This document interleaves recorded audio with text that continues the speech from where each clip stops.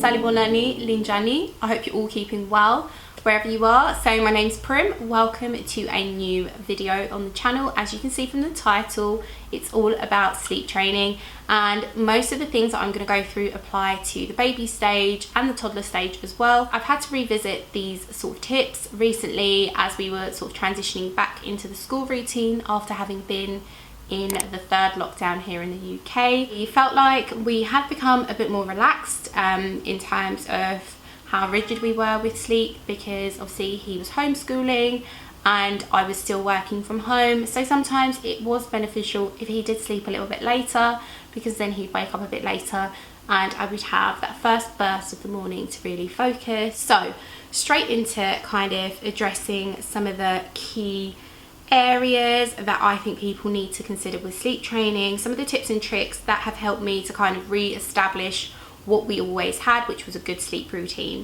What age can you start the routine? So for a lot of people, you can literally start when, you know, your baby's still quite young, from like 4 weeks, some people start. But with this one in particular, when we were preparing for school, we started this at about 3.5. So Riley is currently 4.5, and for me it just meant that, you know, after meals we were able to kind of create a routine where he knew that, you know, he would go to his bedroom, change into PJs, pick a book, go to the toilet, brush his teeth, get in, relax, get read to, then it's lights out. Initially we did do the old trick of lying down with him, but obviously at the stage that we're at, we've graduated to that and it's literally straight light off.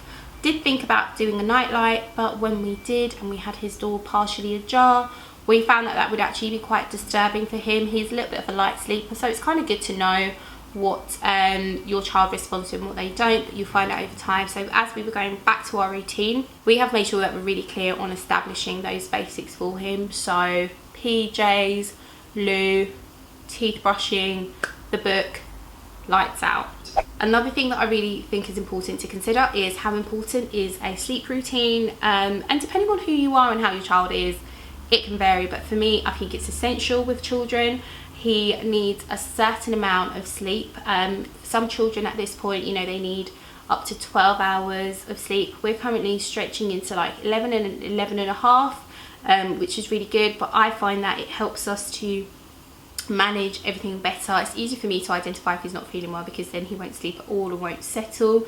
So if he's got like a cold or something, then it's harder for him to sleep. But it's also really good for him because he is stimulated mentally and physically, so it's a chance for him to like rejuvenate his body. So without my guidance to kind of remind him that bedtime is bedtime, he wouldn't get, you know, that opportunity. Now when I think back about how long it took us to get back into the routine this time, we are now week 3 of going back into school, and to be honest, it's taken us 2 weeks to really get to the point where we don't have any emotional reactions or any frustrations. But normally for most parents it varies. It can take days for some parents it can be months, because you need to like graduate bit by bit, whether you do cry out methods and different things like that.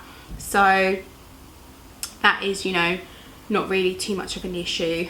And obviously when I think about the type of environment that we set for when he's going to sleep, we have actually kept it quite traditional. So we don't have a fully silent household, but our TV isn't crazy loud, and of course we will come back into the lounge and we're able to watch movies or do things like, and have music on in the background. But he's learnt to sleep knowing that there's also background noise, not in his immediate environment like in the bedroom, but we don't have to have like a totally silent home.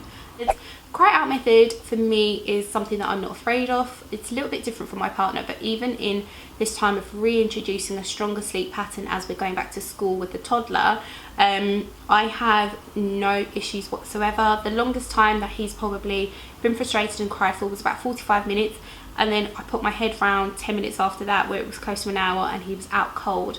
Now for children at his age, it's a way of kind of, they don't want to miss out and they're just trying to express that frustration. So I think for parents it's really about staying strong. Obviously when he was younger, when we tried the cry it out method, I would go into his room more often, more frequently, to kind of hug him, tap him, you know, reassure him about the fact that I am there. If he needs anything, I am there.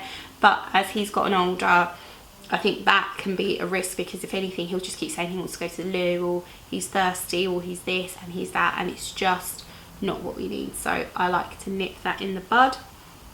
And you know, I get that some parents might be anxious about leaving their children crying or frustrated.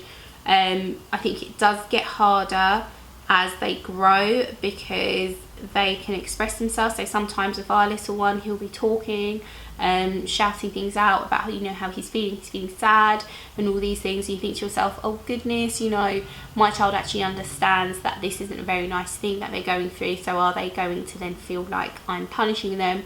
No.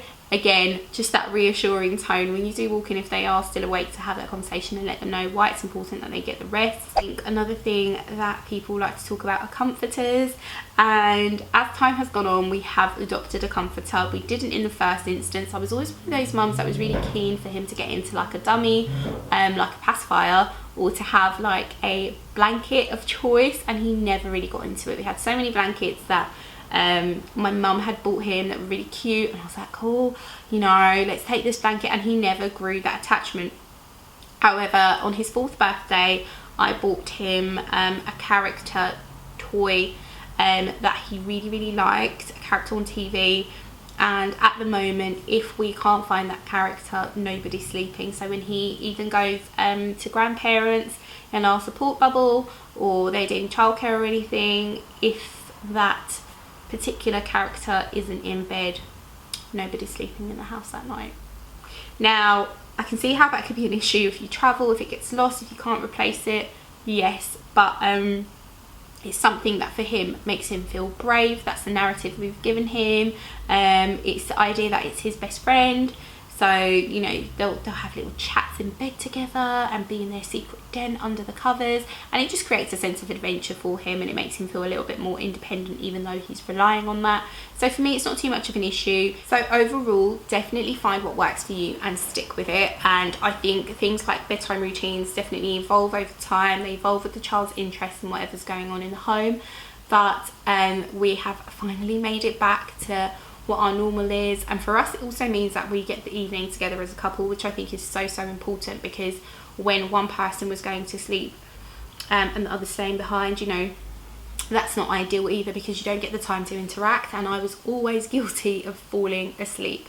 So tell me whether you are the parent that would either stay up and be strict and go through the cry out method, or are you the person to jump in the covers and soothe them to sleep.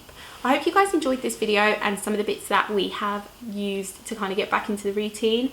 Don't forget to drop a comment down below. Let me know how you're coping with the back to school routines, although we're preparing for half term soon here in the UK. If you're in another country, let me know how you're getting on. And if you're not a parent, what do you think you're going to be like when it comes to sleep routine? Are you going to be the good cop or the bad cop? Until the next video, guys, thank you so much for watching. Take care. Bye.